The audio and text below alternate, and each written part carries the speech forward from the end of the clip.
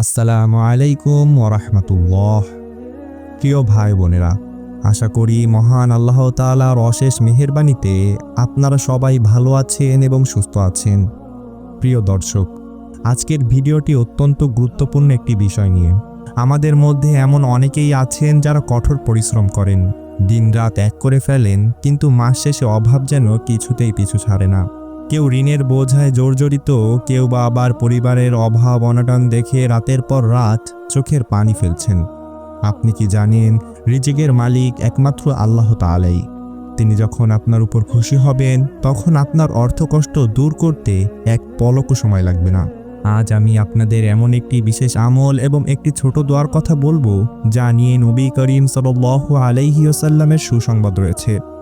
আপনি যদি সহি নিয়তে এবং পূর্ণ বিশ্বাস নিয়ে এই আমলটি একদিন করতে পারেন, ইনশাআল্লাহ আপনার জীবনের মোড় ঘুরে যাবে। আপনার ঘরে রহমত আর রিজিক এমনভাবে আসবে যা আপনি কল্পনাও করতে পারবেন না। তাই বলছি, ভিডিওটি একটুও না টেনে শেষ পর্যন্ত দেখুন, কারণ আমলের নিয়মটি ভুল হলে ফলাফল পেতে দেরি হতে পারে। তাহলে চলুন ভিডিওটি শুরু করা যাক। প্রিয় ভাই বোনেরা, রাসূলুল্লাহ সাল্লাল্লাহু আলাইহি ওয়াসাল্লামের কাছে একবার এক সাহাবী এসে বললেন, হে আল্লাহর রাসূল, দুনিয়া আমার থেকে মুখ ফিরিয়ে নিয়েছে, আমি খুব অভাবের মধ্যে আছি। তখন নবীজি সাল্লাল্লাহু আলাইহি ওয়াসাল্লাম তাকে একটি বিশেষ তাসবিহ পড়ার পরামর্শ দিলেন এবং বললেন, এটি পড়লে দুনিয়া তোমার কাছে লজ্জিত হয়ে আসবে, অভাব তোমার কাছে ঘষতে পারবে না। আল্লাহ তাআলা পবিত্র কোরআনে বলেছেন, তোমরা যদি কৃতজ্ঞতা প্রকাশ করো তবে আমি অবশ্যই তোমাদের নিয়ামত বাড়িয়ে দিব। আর এই তসবিহ বা দোয়াটি হলো আল্লাহর সবচেয়ে প্রিয় তসবিহ।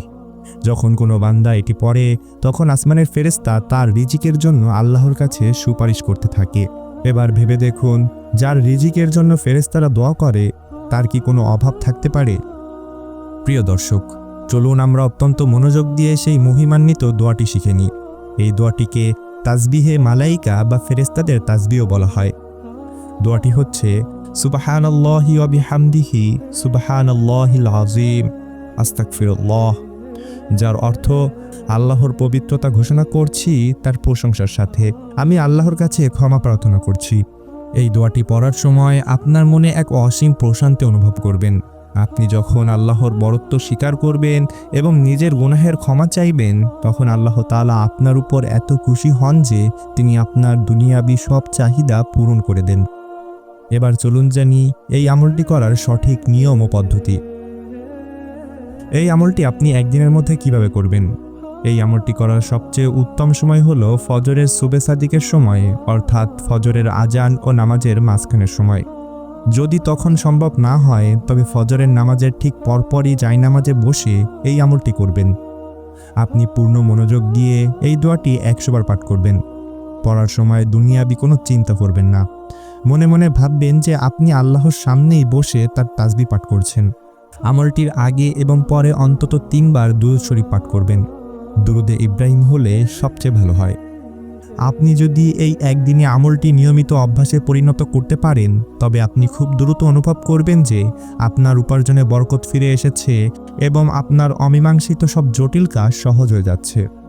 প্রিয় ভাই বোনেরা, মনে রাখবেন, রিজিকের জন্য আমলের পাশাপাশি হালাল পথে চেষ্টা করাও ইবাদত। হারাম উপার্জন থেকে নিজেকে দূরে রাখুন, কারণ যার পেটে হারামের লোকমা থাকে তার দোয়া আল্লাহ কবুল করেন না। তাই হালাল পথে চলুন এবং আল্লাহর উপর ভরসা রাখুন। দেখবেন আপনার জীবন রহমতে ভরে গিয়েছে। আল্লাহ তাআলা আমাদের সবাইকে এই আমলটি সহিভাবে করার তৌফিক দান করুন এবং আমাদের অভাব কষ্টগুলো দূর করে দিন, আমিন। প্রিয় ভাই বোনেরা, ভিডিওটি যদি আপনার সামান্যতম উপকারে আসে, তবে একটি লাইক দিতে ভুলবেন না। আপনার একটি শেয়ার হতে পারে অন্য কোনো বিপদগ্রস্ত মানুষের মুক্তির উসিলা। আর ইসলামের এমন আরও শক্তিশালী আমল ও ভিডিও পেতে আমাদের চ্যানেলটি ফলো অথবা সাবস্ক্রাইব করে আমাদের পাশে থাকবেন। দেখা হবে পরবর্তী ভিডিওতে। ততক্ষণ আল্লাহ আপনাদেরকে হেফাজতে রাখুন। আসসালামু আলাইকুম ওয়া রাহমাতুল্লাহ।